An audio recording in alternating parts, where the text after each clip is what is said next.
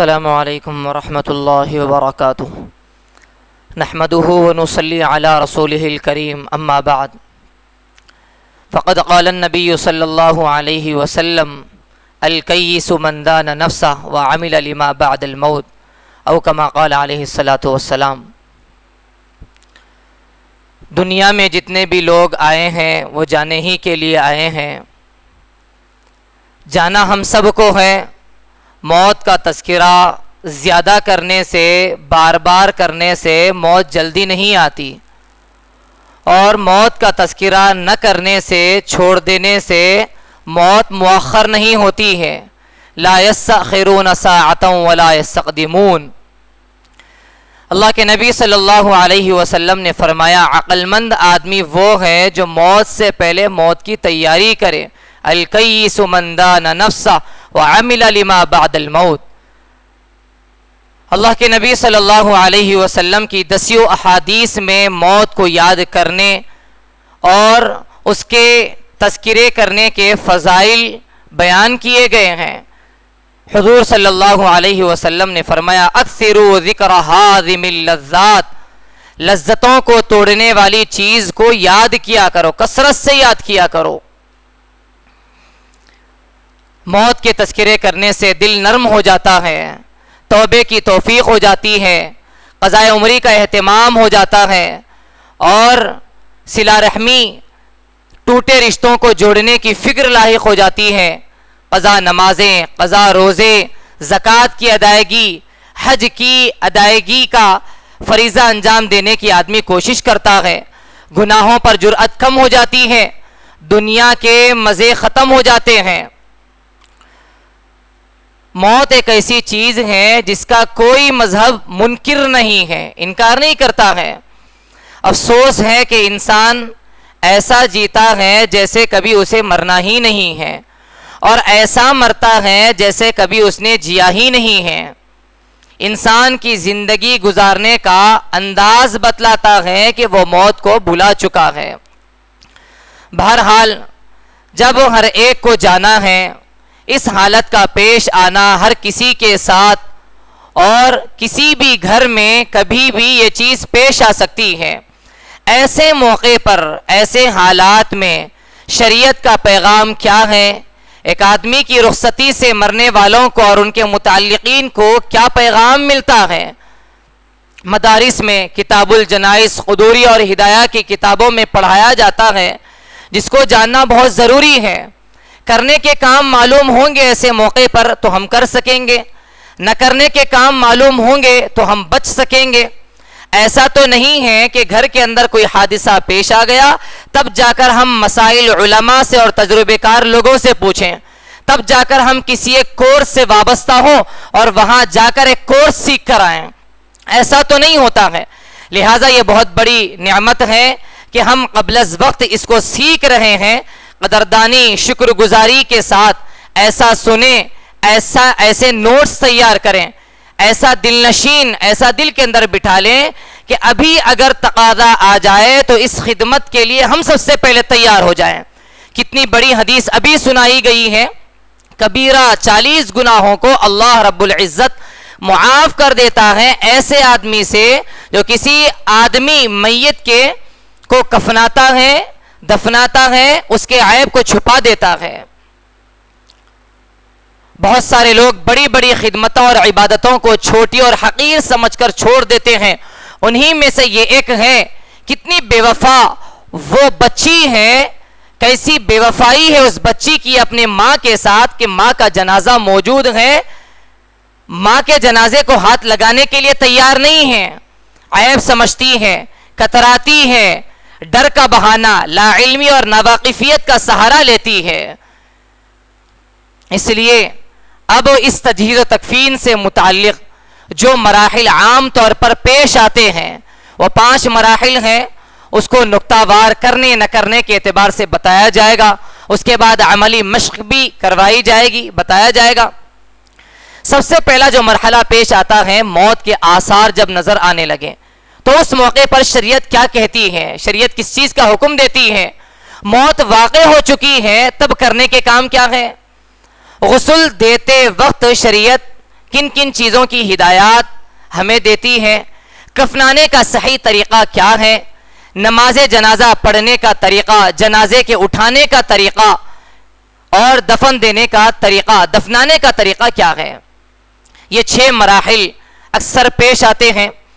پہلا مرحلہ جب موت کے آثار نظر آ جائیں، گھر میں کوئی بڑے بزرگ ہیں یا کچھ موت کے آثار کسی پر نظر آئے، موت کے آثار، دونوں قدم ڈھیلے پڑ جائیں، ناک ٹیڑھی ہو جائے، کن پٹیاں دب جائیں، سانس جلدی جلدی چلنے لگے، تو ایسے موقع پر شریعت 5 کام کرنے کا حکم دیتی ہے۔ وہ 5 کام یہ ہیں کہ سب سے پہلے جب ایسے حالات، جب ایسا مومنٹ آ جائے، جب یہ آثار نظر آنے لگے، اس میت کو جو ابھی مرنے والی ہے، جس کے اوپر یہ آثار نظر آ رہے ہیں، مکمل طور پر داہنی کروٹ کر دیں، اگر یہ ہو سکے، اگر یہ پاسبل ہو، اگر یہ کر سکیں، پورے داہنی کروٹ ہو جائے، قبلہ رخ ہو جائے، قبلہ اس طرف ہے، سر یہاں ہو جائے، قبلے کی طرف کروٹ ہو جائے، اگر نہ ہو سکے تو قبلہ رخ کر دے فقط سیدھا، لٹانے کے بعد، چت لٹانے کے بعد۔ اگر یہ بھی نہ ہو سکے، دوسرا طریقہ یہ ہے کہ قبلے کی جانب پیر ہو جائے اور سر پر نیچے تکیہ رکھ دیا جائے، سر پر نیچے تکیہ رکھ دیا جائے۔ دونوں طریقے ہیں، دونوں طریقے ہیں۔ کمرے اور میت کی نوعیت، گھر کی وسعت کے اعتبار سے اس کا فیصلہ کیا جا سکتا ہے۔ یہ کام کوئی فرض واجب درجے کا نہیں ہے کہ ایسے ہی کرنا ہے، ایسے ہی کرنا ہے، وہاں لڑنے جھگڑنے کی ضرورت نہیں ہے۔ یہ بھی طریقہ ہے، یہ بھی طریقہ ہے۔ دوسرا کام یہ ہے کلمہ شہادت کی تلقین کرنا چاہیے، زور زور سے ہم کلمہ شہادت یا شہادت اشہد ان لا الہ الا اللہ، لا الہ الا اللہ پڑھتے رہیں تاکہ اس کو یاد آ جائے اور وہ بھی کلمہ پڑھنا شروع کر دے۔ پڑھنے کا حکم نہ دیں، پڑھنے کا حکم نہ دیں، کلمہ شہادت کی کا حکم نہ دیں۔ ہو سکتا ہے کہ وہ موت کی سختی اور سکرات کے موقع پر انکار کر دے اور وہ کافر ہو کر مر جائیں۔ سورہ یاسین پڑھنا شروع کر دیں۔ موت کی سختی واقعات ہم جانتے ہیں، تو موت کی سختی کم ہو جاتی ہے، موت آسانی سے واقع ہو جاتی ہے سورہ یاسین کے پڑھنے کی وجہ سے۔ خوشبو لگائی جا سکتی ہے، رکھی جا سکتی ہے، اگربتی لگائی جا سکتی ہے، عود کا دھواں دیا جا سکتا ہے ایسے آدمی کے پاس، اور نیک متقی شخص اس کے پاس موجود ہو، ایسے نیک لوگ وہاں موجود ہو۔ نہ کرنے کے کاموں میں وہاں پر ناپاک قسم کی حائضہ عورتیں نہ ہو، اور بیوی، بچوں، کاروبار، خاندان کا تذکرہ نہ کیا جائے، غلط اور مایوس کرنے والی باتیں نہ ہو، دنیا والوں کی باتیں نہ کریں۔ یہ تو پہلا مرحلہ ہے موت کے جب آثار نظر آئے۔ دوسرا مرحلہ ہے جب روح نکل جائے، موت واقع ہو جائے، اچھی طریقے سے اطمینان کر لینا چاہیے، دیکھ لینا چاہیے، ہاتھ پکڑ کر، سینے کو دیکھ کر، اگر اطمینان ہو جائے کہ واقعی طور پر موت واقع ہو چکی ہے، تو اب ایسے موقع پر حاضرین اور متعلقین کو جو کام کرنے کے ہیں وہ بالترتیب یہ ہیں۔ سب سے پہلے تو ہم انا للہ و انا الیہ راجعون استرجاع کہیں، اے اللہ ہم تیرے ہی لیے ہیں، تو ہی نے تیرے ہی پیدا کردہ ہیں اور تیرے ہی پاس ہمیں لوٹنا ہے۔ ناشکری کے الفاظ اور ناشکری کے الفاظ، کفریہ الفاظ، تانا دینے والے الفاظ کا استعمال نہ کریں۔ پھر اس کے بعد ہاتھ پیر کو سیدھا کر دیں، دونوں پیر کے انگوٹھے ایک دوسرے سے باندھیں، کپڑوں کی پٹی سے تھوڑی سے لے کر سر سے ایسے باندھ دیں تاکہ منہ کھلا نہ رہ جائے، آنکھوں کو آہستہ سے بند کر دیں۔ اگر ایسا نہیں کریں گے تو جسم بھدا نظر آتا ہے، خوفناک نظر آتا ہے، منہ کھل جاتا ہے، ہاتھ پیر پھیل جاتے ہیں، جسم ٹھنڈا پڑ کر کڑک ہو جاتا ہے، ٹائٹ ہو جاتا ہے، تو اس موقع پر آنکھوں کو نہ بند کر سکتے ہیں نہ پیروں کو درست کر سکتے ہیں۔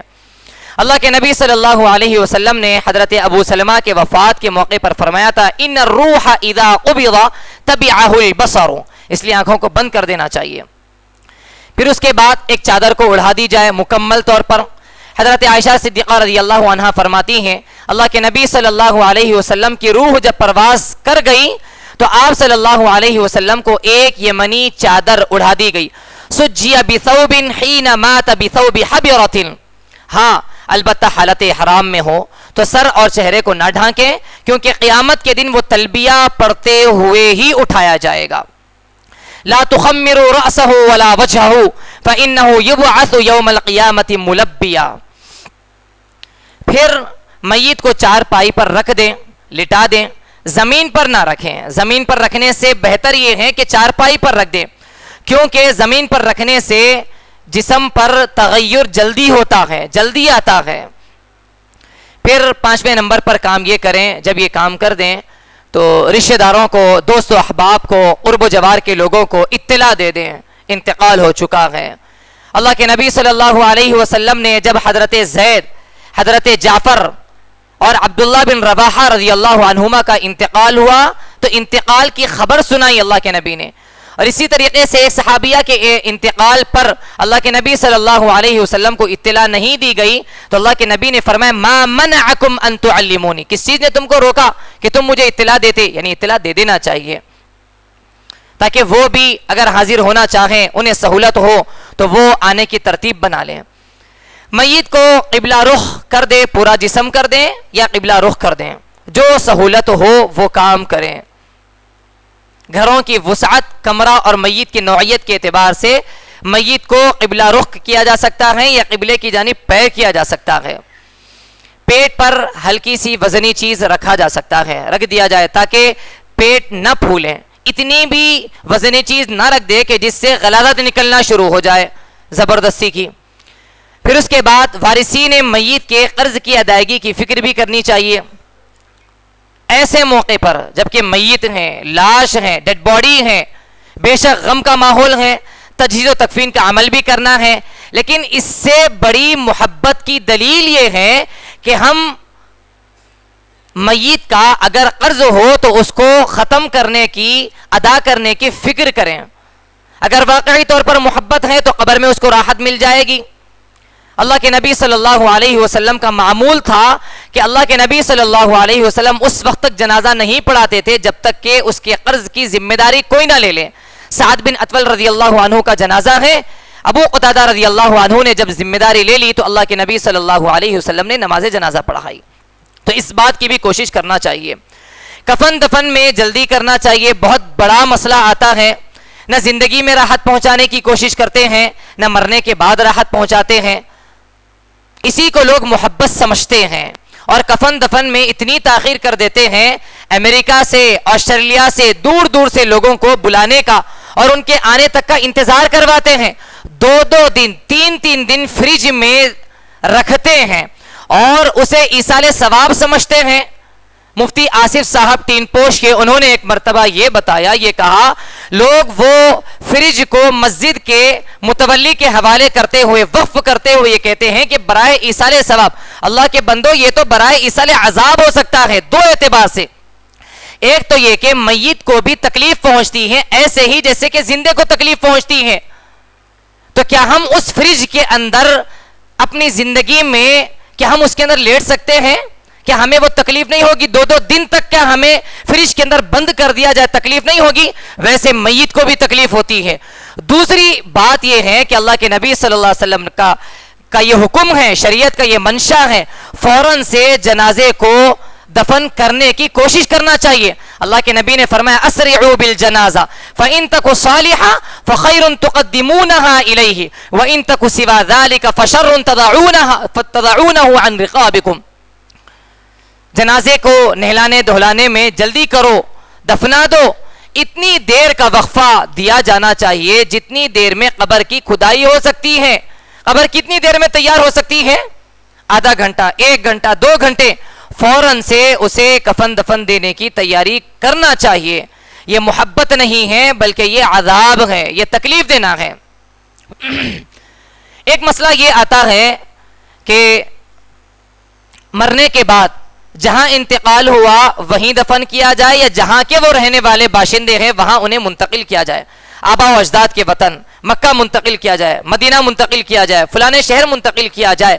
اس سلسلے میں اپنی ضد اور خواہش کی تکمیل اصل نہیں ہے، شریعت کا حکم اور منشے کی تکمیل اصل ہے۔ شریعت کیا کہتی ہے؟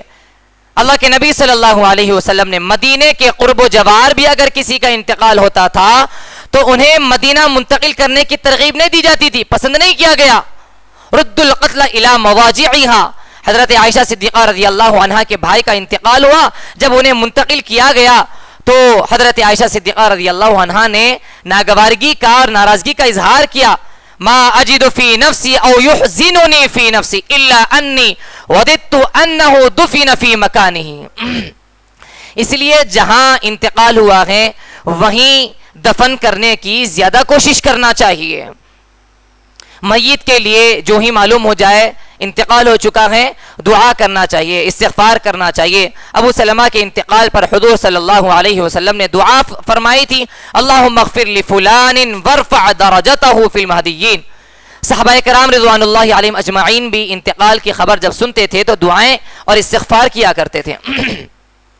ایک مسئلہ یہاں یہ بھی آتا ہے، کیا چہرہ کھولنا، دیدار کروانا یا آنکھوں سے رونا، بوسہ لینا پیشانی کا، کیا یہ چیزیں جائز ہیں؟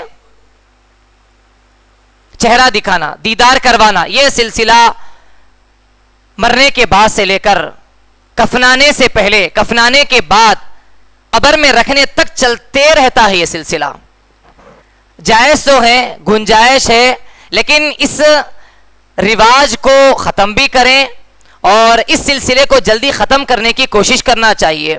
جائز تو ہے. حضرت عثمان بن مظعون رضی اللہ عنہ کی وفات کے موقع پر حضرت عائشہ صدیقہ رضی اللہ عنہا نے جو روایت نقل کی ہے فرماتی ہیں، قبل رسول اللہ صلی اللہ علیہ وسلم عثمان بن مظعون وهو میت فکأنی انظر الى دموعه تسیل الى خدیہ. اللہ کے نبی صلی اللہ علیہ وسلم نے عثمان بن مظعون کو بوسہ دیا جبکہ وہ انتقال فرما چکے ہیں. گویا کہ میں دیکھ رہی ہوں اللہ کے نبی صلی اللہ علیہ وسلم کے آنکھوں سے آنسو جاری ہے جو اپنے رخسار کی جانب بہہ رہے ہیں. تو اس سے معلوم ہوا بوسہ دینا بھی جائز ہے، دیا جا سکتا ہے. اللہ کے نبی صلی اللہ علیہ وسلم کی وفات پر حضرت ابو بکر صدیق رضی اللہ عنہ آنے کے بعد اللہ کے نبی کا بوسہ لیا. حضرت ابراہیم کی وفات پر آنکھوں سے آنسو جاری تھے. اللہ کے نبی صلی اللہ علیہ وسلم کے فرمایا، یا ابن عوف انہا رحمہ ان العین تدمع والقلب یحزن ولا اقول الا بما یرضى ربنا. نازیبہ کلمات زبان سے نہ نکلے. دیدار کروایا جا سکتا ہے لیکن یہ سلسلے کو جلدی ختم کرنا چاہیے. ہو سکتا ہے کہ کبھی چہرہ بگڑ جائے، بدل جائے، بدگمانیاں پیدا ہو سکتی ہے اور اسے ضروری سمجھ کر نہ دکھائیں. اور یہاں پر بھی ایک ضروری بات یہ ہے کہ محرم کا اور پردے کا اہتمام یہاں پر بھی کرنا چاہیے. مرنے کے بعد بھی پردہ معاف نہیں ہے. دیدار کروانے میں اگر عورت کا جنازہ ہے انہی لوگوں کو بتایا جا سکتا ہے چہرہ جو زندگی میں انہیں دیکھ سکتے تھے. بھائی ہے، باپ ہے، بیٹا ہے، محرم ہے، وہ لوگ تو دیکھ سکتے ہیں. سوگ منانا یہ جائز نہیں ہے. آنکھوں سے رونا جائز ہے، واویلا کرنا، سینہ پیٹنا اور اس کی خوبیاں بیان کرتے ہوئے زور زور سے رونا، ماتھے پر پیٹنا. اللہ کے نبی صلی اللہ علیہ وسلم نے فرمایا، لیس منا من ضرب الخدود وشق الجیوب. اس لیے سوگ منانا ایسے طریقے پر حرام ہے، جائز نہیں ہے. جو ہی انتقال ہو جائے ہمیں کفن سیٹ کا بھی انتظام کرنا چاہیے، منگوا لینا چاہیے، انتظام کر لینا چاہیے. کفن سیٹ میں ساری چیزیں ہوتی ہیں، ابھی بتایا بھی جائے گا. اور انتقال کے موقع پر بہت اہم بات یہ ہے جس کے گھر انتقال ہوا ہے متعلقین اڑوس پڑوس کو چاہیے کہ وہ کھانا تیار کر کے مرنے والے میت کے متعلقین کو گھر کو کھانا بھیجے. کتنی بے شرمی اور بے حیائی کی بات ہے. جس گھر میں غم ہے اور جس گھر میں تجہیز و تکفین کی فکر کی جا رہی ہے اسی گھر والوں کو اس بات کا بھی مکلف کیا جا رہا ہے کہ وہ گھر کے اندر چولہا بھی سلگائے اور کھانا بھی پکائے اور دور دراز سے آئے ہوئے لوگوں کو، اڑوس پڑوس کے لوگوں کو کھانا بھی کھلائے. کتنے کام کریں گے اور کتنی بے شرمی ہے. اس لیے اڑوس پڑوس کے لوگوں کو چاہیے کہ وہ کھانے کا انتظام کریں. اللہ کے نبی صلی اللہ علیہ وسلم نے فرمایا، اصنعوا لآل جعفر طعاما جعفر کے گھر والوں کے لیے کھانے کا انتظام کرو، فَإِنَّهُ قَدْ أَتَاكُمْ أَمْرٌ يَشْغُلُكُمْ.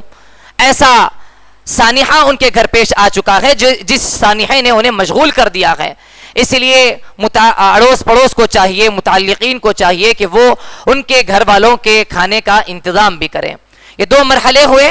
تیسرا مرحلہ ہے نہلانے کا، غسل دینے کا. غسل دینے کے لیے جب کفن سے آ جائے تو اچھے طریقے سے اس میں دیکھ لینا چاہیے. کفن بھی ہوتا ہے اور غسل دینے کے لیے، غسل دینے کے بعد جو اوزار ہوتے ہیں وہ چیزیں بھی اس کے اندر موجود ہوتی ہیں. مسجد سے تختہ منگوا لیا جاتا ہے، یا پہلے سے تختہ یا پلنگ سریر ہوتا ہے. اس تختے پر میت کو جس تختے پر میت کو غسل دینا ہے اس کو 3 دفعہ لوبان یا دھوئیں سے دھونی دے دینی چاہیے. 3 دفعہ نیچے رکھ کر دھونی دے دینی چاہیے. پھر میت کو اس پر لٹا دیا جائے. ایک موٹا سا کپڑا جسم پر ڈال دیا جائے. موٹا سا کپڑا، اتنا موٹا، ایسا موٹا کہ پانی بھی اگر ڈالا جائے اس پر تو اندر سے بدن نہ جھلکے. ڈالنے کے بعد اندر کے جو پہنے ہوئے کپڑے تھے اس کو نکال لیے جائیں. کیسے نکالیں گے اس کو؟ ہاتھوں کو، کرتے کو اگر نکالنا ہو، ہاتھوں کو مروڑتے ہوئے، پیروں کو مروڑتے ہوئے اگر نکالیں گے تو ہاتھ پیر کی ہڈیاں بھی ٹوٹ سکتی ہیں، میت کو تکلیف بھی ہو سکتی ہے. اس لیے حضرت مولانا عبید الرحمن اطہر سعدان برکاتہم بارہا اس سلسلے میں فرماتے ہیں کہ اس بات کا خیال رکھیں کہ صدر پوشی کا اہتمام بھی ہو اور ساتھ ہی ساتھ نکالنے میں میت کو تکلیف نہ ہو. کپڑوں کے نکالنے کا آسان طریقہ یہ ہے کہ آپ بدن کے اوپر سے کپڑے کو پھاڑ سکتے ہیں. ایسے کنارے سے پھاڑ لیں گے، ایسے پھاڑ لیں گے، اس کے بعد اوپر سے نیچے سے کھینچ لیں گے. آسان طریقہ ہے. ایسے جب اس کو پھاڑ لیں گے، 2 طرف سے پھاڑ لینے کے بعد اوپر سے کپڑے کو نکال لیں گے، نیچے سے کپڑے کو نکال لیں گے. پیجامے کو بھی ایسے ہی کرنا چاہیے، شلوار کو بھی ایسے ہی کرنا چاہیے اگر اس کے نکالنے میں دشواری ہو رہی ہو. آسان طریقہ اپنانا چاہیے. یہ بات غلط ہے کہ میت کے جسم پر کپڑوں کو قینچی سے پھاڑنے سے کوئی نحوست آ جاتی ہے. یہ بیکار کی باتیں ہیں یہ. اور کپڑا جب اڑا دیا جائے، یہاں اس سلسلے میں یہ بات بھی یاد رکھیں کہ پیشہ ور غسالوں کو بلانے کے بجائے علماء، دیندار، شریعت کا علم رکھنے والے لوگوں سے رہبری حاصل کی جائے. ان سے ہم غسل دلوانے کی کوشش کریں، یا کم از کم ان کی نگرانی میں، ان کے ہدایات کے مطابق کسی سے غسل دلوائیں. پہلے زمانے میں اکابر صحابہ اور علماء وصیت کیا کرتے تھے کہ میرے مرنے کے بعد فلاں عالم دین، حضرت انس رضی اللہ عنہ نے ابن سیرین کے لیے وصیت کی تھی. ابو بکر صدیق رضی اللہ عنہ نے اسماء بنت عمیس کے لیے وصیت کی تھی کہ میرے انتقال کے بعد آپ جنازہ نہلائیں گی. تو اس لیے اس بات کا اہتمام کریں. اللہ کے نبی صلی اللہ علیہ وسلم پر جب وفات ہو چکی تھی، صحابہ کرام کے درمیان مشورہ ہونے لگا کہ اللہ کے نبی صلی اللہ علیہ وسلم کو غسل کیسے دیا جائے. انہی کپڑوں پر پانی بہا دیا جائے یا کپڑوں کو کاٹا جائے، اتارا جائے، نکالا جائے. ابھی یہ مشورہ ہی ہو رہا تھا، غشی طاری ہو گئی. سب کا اثر ٹھوڑیوں کے قریب، سب کی ٹھوڑیاں سینے کو جا لگی. گویا کہ غشی اور نیند طاری ہو گئی. غیب سے آواز آئی کہ اسی کے اوپر سے پانی بہا دینا ہے. اللہ کے نبی صلی اللہ علیہ وسلم کے نہلانے کی سعادت حضرت علی، عباس، فضل، صالح مولا رسول اللہ صلی اللہ علیہ وسلم کو ملی ہے. پھر اس کے بعد پیٹ پر آہستہ سے ملیں، بہت زور زور سے نہیں، آہستہ سے ملیں. اگر نجاست ہو تو نکل جائے گی. اور سب سے پہلے دستانے ہم پہن لیں. دستانے 2 قسم کے ہوتے ہیں، انگلیاں بھی چڑھ جاتی ہیں جیسے کہ ڈاکٹرز وغیرہ پہنتے ہیں، اور بعض دستانے وہ ہوتے ہیں انگلیاں نہیں چڑھتی ہیں بلکہ پورا ہاتھ چلا جاتا ہے. دونوں قسم کے دستانے ہوتے ہیں. یہ پہن کر ہی غسل دینا چاہیے، ورنہ ہمارے جسم کی حرارت اور بدن کو لگتی ہے، وہاں پر بھی بے ستری سے بچنا چاہیے.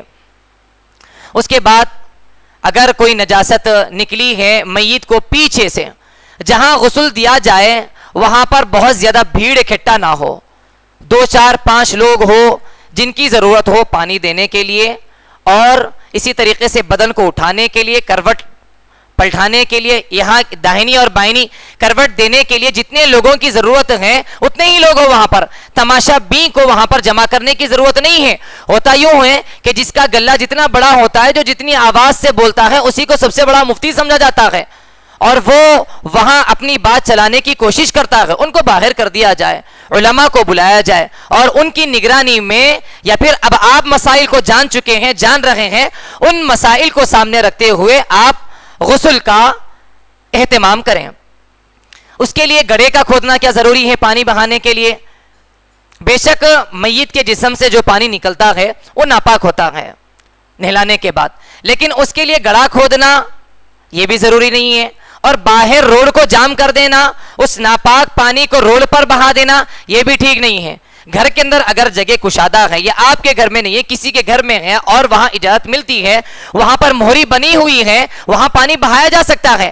الگ سے گڑھا کھود کر اس کے اندر، یہ بالکل ضروری اور لازمی چیز نہیں ہے، بلکہ اس سے لوگوں کو تکلیف ہو جاتی ہے۔ روڈوں کو خواہ کے جام کر دینا بھی درست نہیں ہے۔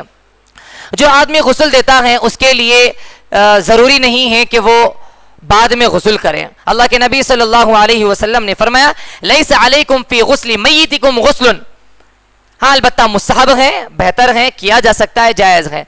البتہ پانی نہلانے کی صورت میں جو پانی میت کے جسم پر گرا ہے، وہ پانی اگر ہم پر اڑ جاتا ہے ہمارے کپڑوں پر، تو وہ ناپاک ہونے کی بنا پر وہ کپڑوں کو بدل لیں گے۔ اگر ہم کپڑوں کے اوپر سے کوئی ایسی چیز باندھ لیتے ہیں، جیسے کچن میں کام کرنے والی عورتیں برتن دھونے سے پہلے باندھ لیتی ہیں، تب تو وہ مسئلہ بھی نہیں ہے، کپڑے بدلنے کی بھی ضرورت نہیں ہے، ناپاکی اس پر لگتی ہے اور اس کو دھو دیا جائے گا، آپ کو کپڑے بدلنے کی بھی ضرورت نہیں ہے۔ غسل دینے کے لیے جب میت کو پیچھے سے اٹھایا جائے گا سہارا دے کر، کلی کروانا، ناک میں پانی ڈلوانا، یہ نہ فرض ہے، نہ مستحب ہے، نہ سنت ہے۔ البتہ یہ کیا جا سکتا ہے، کفن سیٹ کے اندر روئی ہوتی ہے، روئی کے پھائے بنا لیں، ہم 3 4 5 6 پھائے بنا لیں، ناک میں رکھ دیں، کان میں رکھ دیں، تاکہ ان راستوں سے پانی نہ جائے۔ پانی اگر چلا جائے گا ان راستوں سے تو پھر دوبارہ پانی جسم سے نکلتا رہے گا، تو اس سے کفن خراب ہو جائے گا اور دفنانے میں دشواری پیش آ جائے گی، ناپاکی سب کو لگ جائے گی، اس لیے یہاں پر روئی کو رکھا جا سکتا ہے۔ پھر اس کے بعد اتنا کیا جا سکتا ہے، کلی کروانے کے بجائے روئی کے پھائے کو لے کر دانتوں کے مسوڑے اور دانتوں پر سے انگلی کے ذریعے سے، روئی کے پھائے کے ذریعے سے ایک مرتبہ پھیر دیا جائے اندر، اتنا تو کیا جا سکتا ہے۔ اس کے بعد وضو کروا دیں، وضو کروانے کے لیے فرض وضو بس کافی ہے، چہرہ، ہاتھ، سر کا مسح اور پیروں کو دھلوا دیں۔ اس کے بعد سب سے پہلے اس کے لیے صابن لگانا بھی کوئی ضروری نہیں ہے، لگایا جا سکتا ہے، جائز ہے۔ یہ جتنی لمبی تفصیلیں بتائی جا رہی ہے سارے مستحب کام ہے۔ آسانی کے لیے اگر یہ کہا جائے پورے جسم پر ایک مرتبہ پانی بہا دو، فرض ادا ہو گیا۔ پانی بہانا ہے اتنا تو کر سکتے ہیں، یہ تو کوئی ہیبت کی بات نہیں ہے، یہ تو کوئی مشکل کام نہیں ہے، پورے جسم پر پانی بہا دیجئے بکیٹ کے ذریعے سے، تب بھی ادا ہو گیا۔ لیکن یہ آداب بتائے جا رہے ہیں، مستحب طریقہ یہ ہے۔ وضو کروا دینے کے بعد سب سے پہلے بائیں کروٹ لٹائیں، بائیں کروٹ میت کو لٹا کر دائیں پہلو سے پورے جسم پر یہاں سے لے کر پیر تک پانی بہائیں۔ بائیں کروٹ لٹائیں، لیفٹ سائیڈ لٹائیں، جسے ہم الٹا کہتے ہیں، الٹے سائیڈ لٹا کر سیدھے طرف سے دائیں طرف سے پورا پانی ڈالیں، اوپر سے نیچے مکمل 3 مرتبہ ڈالیں۔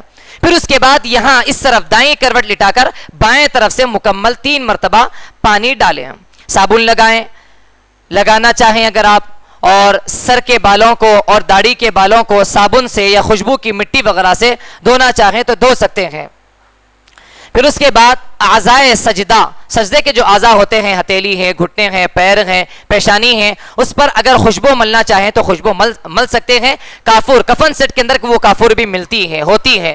ابن عمر رضی اللہ عنہ کے جسم پر تو پورے جسم پر خوشبو کو لگایا گیا تھا، اور غسل دینے کے موقع پر کوئی عیب نظر آ جائے تو فوراً سے اس عیب کو چھپانا چاہیے۔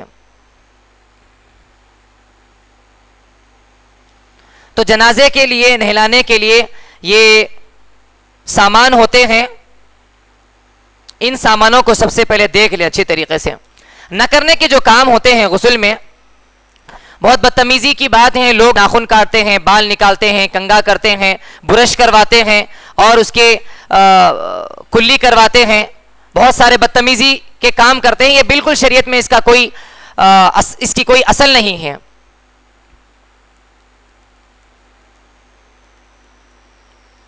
اور غسل دیتے وقت خاص قسم کی کوئی دعائیں بھی نہیں ہیں۔ بعض پیشاور جو غسال ہوتے ہیں وہ متاثر کرنے کے لیے، تاثیر سامنے والوں کے اندر پیدا کرنے کے لیے ہمہ قسم کی ایران توران کی دعائیں پڑھتے رہتے ہیں، اس کا بھی کوئی ثبوت احادیث سے اور شریعت سے نہیں ملتا ہے۔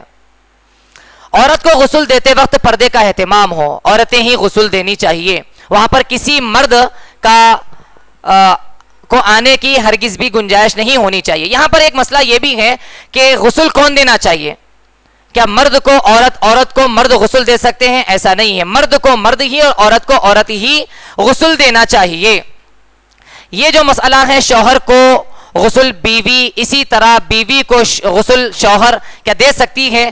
فقہ حنفی میں صحیح بات تو یہی ہے کہ یہ چیز درست نہیں ہے، مرد کو مرد ہی غسل دیں گے، بیوی غسل نہیں دے گی، اور عورت کو عورت ہی غسل دے گی، مرد اس کا شوہر غسل نہیں دے گا۔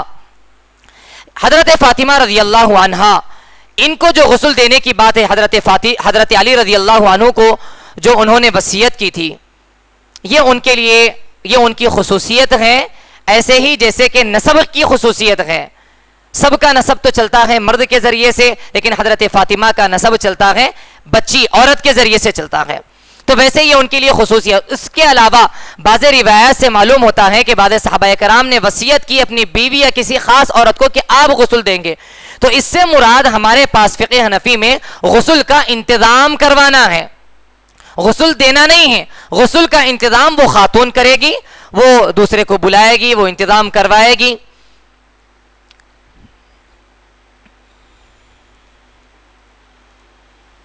تو یہ غسل دینے سے متعلق تیسرا مرحلہ ہوا۔ چوتھا مرحلہ ہے کفن دینے کا۔ مرد کے لیے کفن سیٹ الگ ہوتا ہے، عورت کے لیے کفن سیٹ الگ ہوتا ہے۔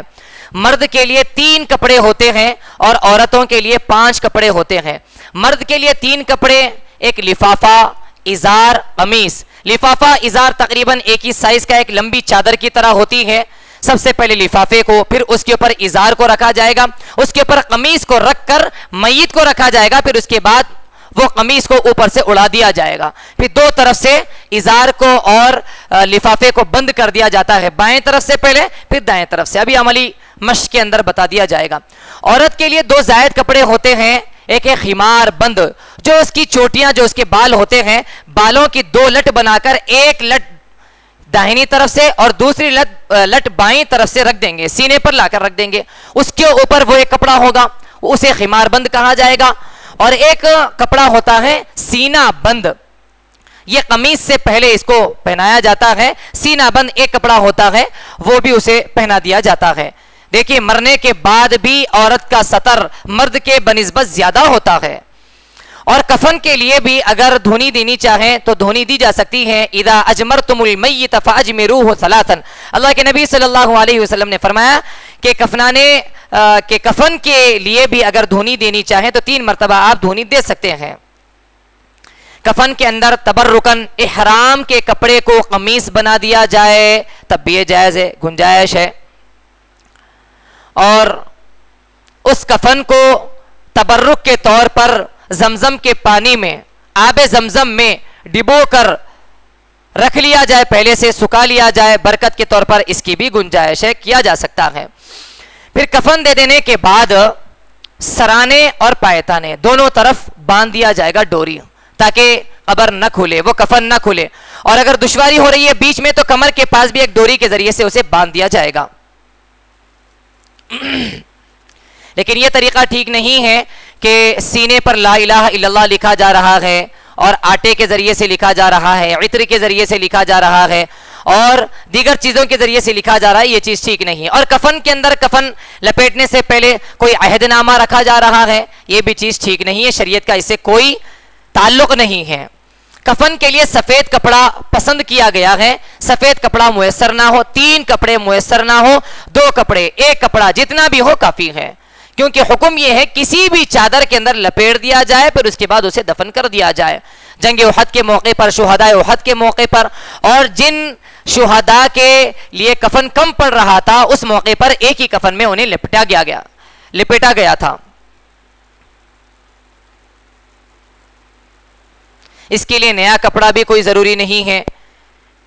میت پر کلمہ یا یاسین یا آیت الکرسی کا لکھنا، یا مرد کے لیے خالص ریشم، زعفران کا کپڑا استعمال کرنا مکروہ ہے. عورت کے لیے تو گنجائش ہے, جائز ہے, ریشم کا کپڑا اگر دینا چاہیں تو. مرد کے جنازے پر ڈولے کے اوپر جو چادر ڈالی جاتی ہے اس کا بھی کوئی ثبوت نہیں ہے, ضروری نہیں ہے. بعض لوگ کفن میں عمامہ بھی رکھتے ہیں, اس کا بھی کوئی ثبوت نہیں ہے. سرما لگاتے ہیں اور صفوف ڈالتے ہیں, ٹوپی, لنگی, پیروں کا شجرہ, سندل, سب سنت کے خلاف ہیں. 5واں مرحلہ ہے نماز جنازہ پڑھنا.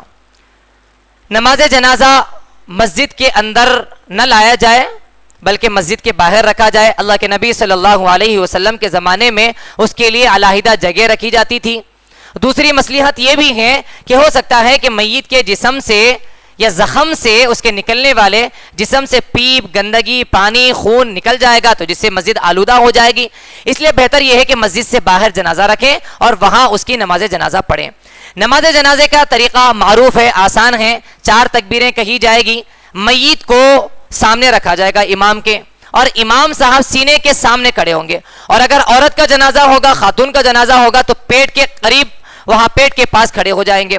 4 تکبیریں ہوں گی. پہلی تکبیر کہی جائے گی اللہ اکبر. اس تکبیر میں ہاتھ بھی اٹھانا ہے اور تکبیر بھی زور سے کہنا ہے. اس تکبیر میں ہاتھ بھی اٹھانا ہے اور تکبیر بھی کہنی ہے.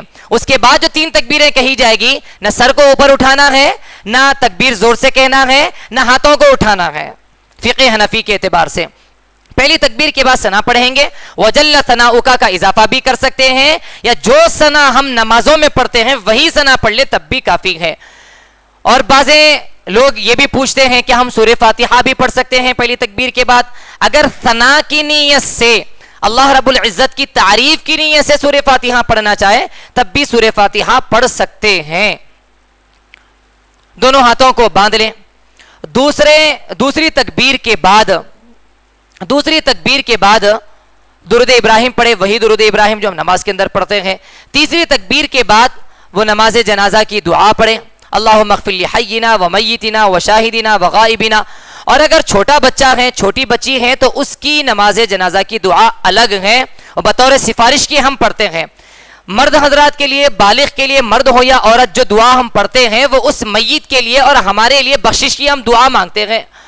اور چھوٹے بچے اور بچی کے لیے جو دعا پڑھی جاتی ہے وہ دراصل سفارش ہوتی ہے. اس بچے کا حوالہ دے کر اس بچے کے ذریعے سے ہم اپنی مغفرت کی سفارش اللہ رب العزت سے کرتے ہیں. پھر چوتھی تکبیر کے بعد ہم سلام پھیر دیں گے داہنی طرف اور بائیں طرف. اس کے لیے جو صفیں باندھی جاتی ہیں, چونکہ اس کے لیے رکوع اور سجدہ ہوتا نہیں ہے, اس لیے 2 صفوں کے درمیان لمبا فاصلہ ہونے کی بھی ضرورت نہیں ہے. صف کھڑی ہو جائے گی, اس کے بعد تھوڑے سے فاصلے پر, 1 قدم کے فاصلے پر, یا جتنی سامنے والوں کو اور پیچھے والوں کو تکلیف نہ ہو, صف بنائی جا سکتی ہے. 3 صف 5 صف کا بنانا مستحب ہے, سنت ہے, دعائیں دی گئی ہیں اس سلسلے میں, فرض واجب نہیں ہے. 3 صف بنا لی جائے, 5 صف بنا لی جائے.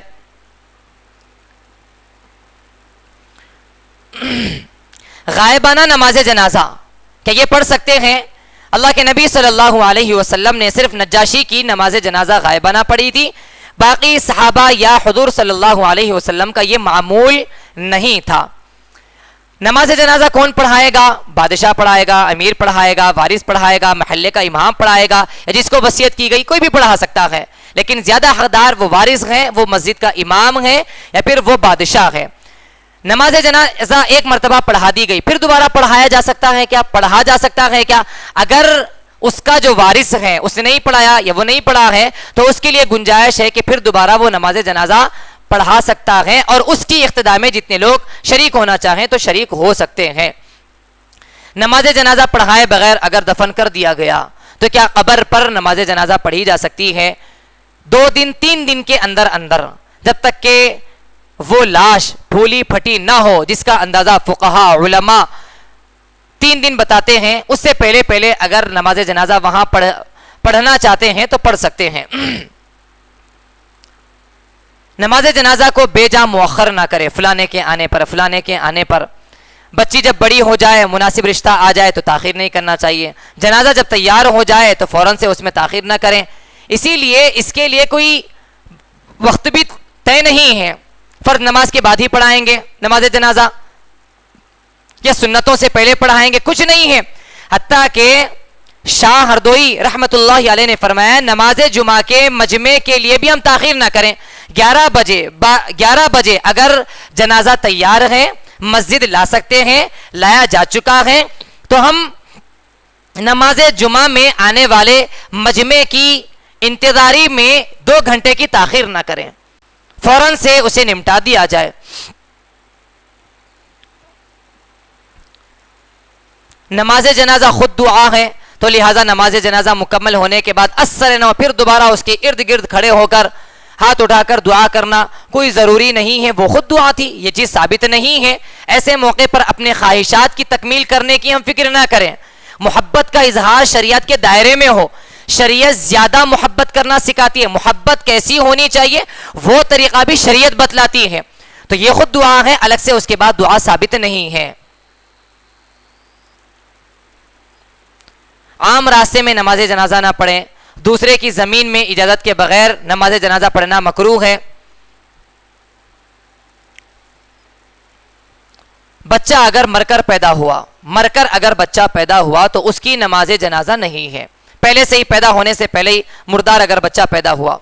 کافر مرتد کی نماز جنازہ نہیں ہے. اسی طرح باغی, ڈاکو, ظالم کی مدد کرنے والے عصبیت کی بنا پر ان کی نماز جنازہ نہ پڑھیں. البتہ اگر اپنی موت یہ لوگ مر جاتے ہیں تو پڑھ سکتے ہیں, اور ایسی نماز جنازہ میں شرفاء اور علماء شریک نہیں ہونا چاہیے تاکہ عبرت بن جائے. نماز جنازہ اٹھانے کے لیے چارپائی کے چاروں پیروں کو کاندھا دیا جائے. 4 جو پیر ہوتے ہیں, جنازے کے آگے آگے نہ چلیں, پیچھے پیچھے چلیں. زور زور سے تسبیح نہ کہیں, سبحان اللہ, الحمدللہ. تو عبرت کی چیز ہے, آہستہ بولنا چاہیے, ذکر آہستہ کرنا چاہیے. شور پکارا کرنے سے منع کیا گیا. تشبہ بھی لازم آتا ہے. اور جنازے کو قدر تیز لے کر چلنا چاہیے, اتنا بھی تیز نہیں کہ وہ جنازہ اندر ہلنے لگے. اور اکرام اور اعزاز کے ساتھ لے کر جائیں, سامان کی طرح ڈھکیلتے ہوئے لے کر نہ جائیں. جنازے کو جب تک قبرستان میں نیچے نہ رکھ دیں تب تک جنازے کے ساتھ چلنے والے حضرات نہ بیٹھیں, نہ کسی قبر پر بیٹھیں, نہ قبرستان میں بیٹھیں, نہ راستے میں بیٹھیں. سواری پر بلا عذر لے کر نہ جائیں. بہت دور ہیں یا راستے کی تنگی ہے, دشواری ہے, بھیڑ ہے, ازدحام ہے, یا بارش ہے, اس طرح کا کوئی عذر ہو, بہت دور ہو, تو جنازے کو سواری پر لے جایا جا سکتا ہے. جنازے پر پھول کی چادر کا ڈالنا یہ بھی ثابت نہیں ہے. جنازے کے ساتھ اناج, پیسہ, کھانا بھیجنا یہ بھی ثابت نہیں ہے. یہ چیزیں مکروہ ہے. 6 آخری مرحلہ ہے تدفین والا عمل. دفن کیسے کیا جائے؟ اللہ کے نبی صلی اللہ علیہ وسلم کے زمانے میں قبر 2 طرح کھودی جاتی تھی. صندوقی قبر کہ سیدھا کھود دیا جائے, جیسے کہ ہمارے ہندوستان جیسی نرم زمینوں کے اندر ہوتا ہے. دوسری بغلی قبر کہ سیدھا کھود کر اندر ایک باکس بنا دیا جاتا ہے. جہاں زمین سخت ہو وہاں پر یہ عمل کیا جاتا ہے. اللہ کے نبی صلی اللہ علیہ وسلم کی قبر بھی بغلی کھودی گئی تھی. قبر کتنی کھودنی چاہیے؟ گہرائی میں, لمبائی میں. لمبائی کے اعتبار سے جتنا اس کا قد ہوگا, جتنی اس کی قد و قامت ہوگی, اسی لحاظ سے لمبائی میں کھودی جائے گی. گہرائی میں آدھا جسم 6 فٹ اگر انسان کا جسم ہے تو 3 فٹ گہرائی میں کھودا جائے گا. میت کو قبلے کی جانب سے اتارا جائے گا. قبلہ مثلا اس طرف ہے تو ہم ایسے ٹھہر جائیں قبر کے اندر کہ یہاں سے جنازے کو لیں.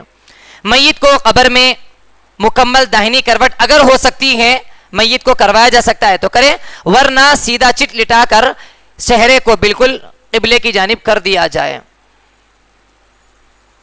قبر کے اندر آج کل تاکہ لاش نہ کھولے, زمین سے نہ دب جائے, پتھروں کو یا پھر لکڑیوں کو رکھا جا سکتا ہے اندر. دفنا دینے کے بعد, مٹی ڈال دینے کے بعد سرحانے الف لام میم سے لے کر مفلحون تک اور پایتانے پیروں کے پاس جا کر سورہ بقرہ کا آخری رکوع اگر پڑھنا چاہیں پڑھ سکتے ہیں, مستحب ہے. اس کے علاوہ قبر کے ارد گرد کھڑے ہو کر ہاتھ اٹھا کر دعا کرنا یہ چیز ثابت نہیں ہے. دعا اگر کرنا ہی ہو, کرنے کی ضرورت ہی پیش آ جائے تو ہاتھ اٹھائے بغیر. اللہ کے نبی صلی اللہ علیہ وسلم سے 1 مرتبہ کا عمل ثابت ہے. اللہ کے نبی صلی اللہ علیہ وسلم نے قبرستان میں قبلہ رخ ہو کر دعا فرمائی تھی. تو اس لیے اگر اس کی ضرورت پیش آ جائے تو قبلہ رخ ہو کر، میت کی طرف نہیں، قبلہ رخ ہو کر دعا کریں۔ ایصال ثواب اگر کرنا ہو تو علماء سے پوچھ کر ایصال ثواب کرنا چاہیے، اپنی ضد اور شہرت نام و نمود کے لیے نہیں کرنا چاہیے۔ کس چیز کی ضرورت زیادہ ہے علماء سے پوچھ کر کرنا چاہیے۔ قبہ نما کتبہ لگانا یہ روح شریعت کے بالکل خلاف ہے۔ عہد نامہ قرآنی آیات کا لکھنا مکروہ تحریمی ہے۔ گھر میں دفن کرنا یہ بھی ناپسند کیا گیا ہے، مناسب نہیں ہے، یہ انبیاء کے ساتھ خاص ہے۔ انتقال کے بعد اسی کے گھر کے اندر اس کو دفن کر دیا جائے۔ قبر پر چلنا، دفن کے بعد منکر نکیر کے سوالات کے جواب دینا، وہاں کھڑے ہو کر اذان دینا، سورہ مزمل پڑھنا، قبروں پر پھول، چادر، غلاف، کھجوروں کی تقسیم، یہ بھی شریعت کا اس سے کوئی تعلق نہیں ہے۔ قبروں پر پھول ڈالنا اللہ کے نبی صلی اللہ علیہ وسلم سے حدیث سے جو بات ثابت ہیں، اللہ کے نبی صلی اللہ علیہ وسلم کا گزر ہوا دو قبروں کے پاس سے، اللہ کے نبی صلی اللہ علیہ وسلم کو معلوم ہوا کہ عذاب قبر ہو رہا ہے۔ اللہ کے نبی صلی اللہ علیہ وسلم نے ٹہنی گاڑی تھی۔ یہاں سوچنے کی بات یہ ہے کہ کیا ہم لوگوں کو عذاب قبر ہونے کا علم ہو رہا ہے؟ نہیں ہے۔ یہ عمل اللہ کے نبی کے ساتھ خاص ہے۔ تیسری بات یہ ہے کیوں ہم اس میت کے ساتھ، اس قبر والے کے ساتھ بدظنی کر رہے ہیں کہ اس کے ساتھ بھی عذاب قبر ہو رہا ہوگا۔ چوتھی بات یہ ہے کہ وہاں پر اللہ کے نبی نے ٹہنی گاڑی تھی، پھول تو ڈالے نہیں تھے، وہ پھول جس کو بکری آ کر کھا جائے گی۔ اس کے بجائے ایصال ثواب کے لیے محبت کا اگر طریقہ اپنانا ہی ہو، علماء سے پوچھ کر اچھے طریقے اپنانے کی ہم کوشش کریں۔ 40واں دہم سوم اور اس کے علاوہ یہ سارے کام کرنا شریعت سے ثابت نہیں ہے۔ بس اب عملی طریقہ بتلایا جائے گا۔ اتنی لمبی گفتگو کے بعد خلاصے کے طور پر اتنی بات بتائی جائے گی کہ بہت سارے لوگ اتنا سب کچھ سننے کے بعد پریشان ہو جاتے ہیں کہ اتنے لمبے کام ہم کو کرنے ہیں۔ یہ سارے کے سارے کام سنت، مستحب، آداب کے اعتبار سے ہے، کرنا اتنا ہی ہے۔ آداب خود ہمارے ذہن کے اعتبار سے چلنے لگیں گے، کرنا اتنا ہی ہے، بڑے آداب کے ساتھ، نرمی کے ساتھ پانی ڈال دینا ہے، ایک کپڑے میں ڈال دینا ہے، اس کے بعد گڑھے میں دفن کر دینا۔ تین ہی کام کرنا ہے ہم کو۔ پانی ڈال دینا ہے جیسے تیسے، آداب تو بتلا دیے گئے ہیں لیکن سمجھنے کے لیے بتایا جا رہا ہے خلاصے کے طور پر، پانی بہانا ہے آداب کے ساتھ۔ جیسے ہم اپنے چھوٹے بچوں کو نہلاتے ہیں، جیسے معذور لوگوں کو نہلاتے ہیں، جیسے ہم اپنے آپ کو غسل دیتے ہیں، ویسے غسل دینا ہے، کپڑے میں ڈال دینا ہے، پھر اس کے بعد مٹی کے اندر دفن کر دینا ہے۔ جمال الوجود بذكر الإله وتصفو الحياة بنور هداه جمال الوجود بذكر الإله